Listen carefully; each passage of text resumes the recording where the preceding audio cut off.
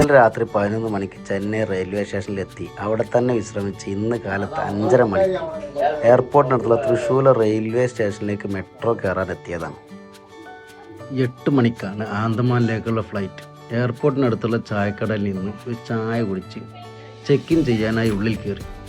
Media one സംഘടിപ്പിച്ച amazing Andaman യാത്രയാണ് ഉദ്ദേശം. ആദ്യമായിട്ടാണ് പരസ്പരം അറിയാത്ത ആളുകളോടൊപ്പം ഗ്രൂപ്പായി ഒരു യാത്ര.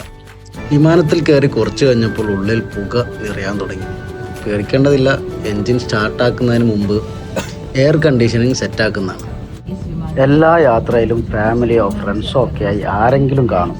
പക്ഷേ ഇങ്ങനെ ഒരു യാത്ര ആദ്യമായിട്ടാണ്. ഇവിടെ ആകെ പരിചയമുള്ളത് ടൂർ കോർഡിനേറ്ററായ മുജീബ് ഖാനെയാണ്. മീഡിയ സ്കൂളിൽ സഹപാഠിയായും മീഡിയ വണ്ണിൽ സഹപ്രവർത്തകനായും ഇടയ്ക്ക് യാത്രകളിൽ സഹയാത്രികനായി മുജീബ് ഖാനെ നേരത്തെ അറിയാം. ഇത്തവണ ഒരു യാത്രയുണ്ട്, നീ പോരുന്നതെന്ന് ചോദിച്ചപ്പോൾ തന്നെ ഓക്കെ പറഞ്ഞതാണ്. എവിടേക്കാണെന്നോ ആരാണ് കൂടെയെന്നോ ഒന്നും നോക്കിയിരുന്നില്ല. എവിടേക്കെങ്കിലും പോയാൽ മതി എന്ന അവസ്ഥയിലായിരുന്നു ഞാനപ്പോൾ. ഓഗസ്റ്റ് മാസത്തിലാണ് ഈ യാത്ര. അതുകൊണ്ട് പുറപ്പെടുമ്പോൾ ചെറിയ മഴ ചെന്നൈ തന്നെ ഉണ്ട്. ബംഗാൾ ഉൾക്കടലിൽ തന്നെയുള്ള ആൻഡമാനിൽ ഇപ്പോൾ പൂര മഴയായിരിക്കും. 8 മണിക്ക് പുറപ്പെടുന്ന ഫ്ലൈറ്റ് ക്ലൈമറ്റ് ഓക്കെ അല്ലാത്തത് കൊണ്ടാവണം 15 മിനിറ്റ് ഡിലേ ആയാണ് പുറപ്പെട്ടത്. ചെന്നൈയിൽ നിന്ന് ആൻഡമാൻ പോർട്ട് ബ്ലെയർ എയർപോർട്ടിലേക്ക് 1400 കിലോമീറ്ററാണ്.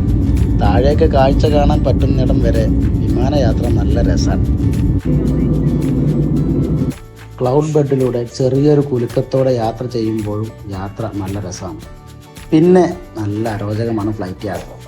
ബംഗാൾ ഉൾക്കടലിന് മുകളിലൂടെയാണ് ഈ യാത്ര. കുറേ നേരം മേഘങ്ങളും കടലുമാണ് കാണുന്നത്. ഏകദേശം അടുത്തെത്താനായി. ഇപ്പോൾ മേഘങ്ങൾക്കും മുകളിലൂടെയാണ് യാത്ര. ഇവിടെ നിന്ന് കടലും ഇടക്കായി ആൻഡമാൻ നിക്കോബാർ ദ്വീപുകളും കാണാനാകുന്നുണ്ട്. ഇതിൻ്റെ ലിങ്സൊക്കെ അഡ്ജസ്റ്റ് ചെയ്തിട്ടുണ്ട്.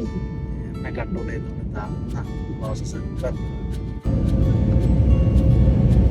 ഇതാ ഇപ്പം നിലം തൊട്ടു. വിമാനത്തിൻ്റെ ഒരു ബ്രേക്കാണ്. ചിറകിലെ ഫ്ലാപ്പ് മുകളിലേക്ക് മാറി എയർ ബ്ലോക്ക് ചെയ്ത് വേഗത കുറക്കുന്നതാണ് ഇതിൻ്റെ പണി.